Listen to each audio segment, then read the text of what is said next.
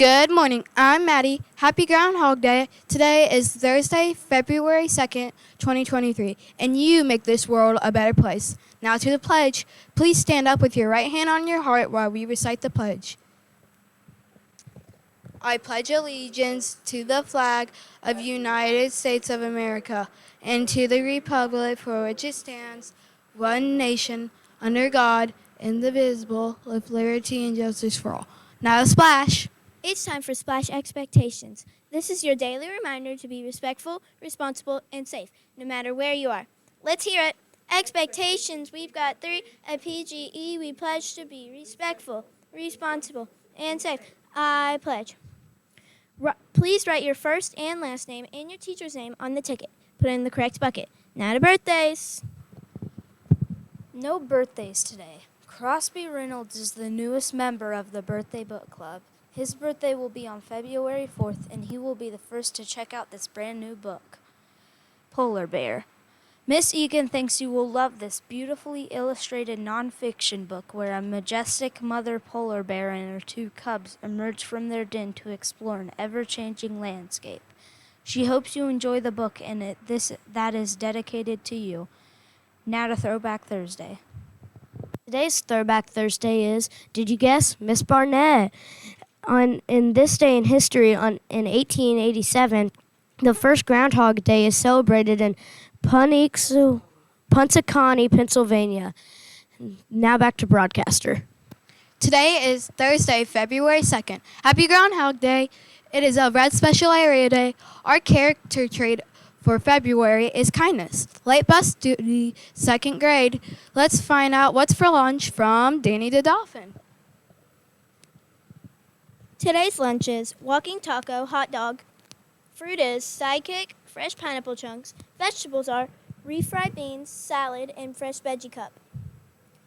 That sure sounds scrumptious. Be sure to follow all the rules at all times while in the lunchroom. Now back to broadcaster. Child abuse program. Kindergarten through 2nd grade is at 1. It is only 30 minutes. 3rd through 5th is at 2 o'clock, and it's 45 minutes. No bus 2078 and no bus 1333. Now from a message from Miss Egan. Thank you. Well, another exciting day today, like we've said, is Groundhog Day. So some resources you can use to find out new information is, one of my favorite is books. So I went to the library in the 394s, which is actually the holiday section, and I found this Groundhog Day book. So, will the groundhog see its shadow? I'm about to tell you, he's already come out of his burrow. That is a question each year on February 2nd. Almost everyone in the United States waits for the news from Punxsutawney Phil, a little town in the mountains of western Pennsylvania. So that's where he got his name, Punxsutawney Phil. If he sees his shadow, there will be 6 more weeks of winter.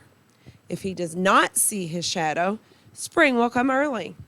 So the temperature is usually below freezing, and the gate in the fence around Gobbler's Knob opened at 3 o'clock this morning, and people rush in to find a good spot on the wooded hillside near the stage, and soon the hillside is alive with lights, music, and dancing. At 6:30, so a couple of hours ago, fireworks explode over the hill, and by 7 o'clock, men in top hats and long dark coats gather on the stage at the top of the hill. These are members of the Inner Circle of Punxsutawney Groundhog Club. Special guests from all over the world find places close by. The music stops, the crowd hushes, and on stage sits a tall, fake tree stump. At 7:25, the groundhog handler reaches into the stump. His thick gloves are not only for warmth, they're also for protection from the sleepy groundhog so he doesn't bite or scratch him as he comes out. So I'm here to tell you that this morning at 7:25 a.m., unfortunately, the nation's most popular marmot saw his shadow. That left the burrow in Gobbler's Knob in Punxsutawney, Pennsylvania. The good news, however, is that according to the Stormfax Weather Almanac, Phil has been right only 39% of the time, and his track record is evidence that trying to predict the weather is hard. So hopefully you're enjoying this Groundhog Day, and I hope Punxsutawney Phil was wrong. I also have a couple more things to share.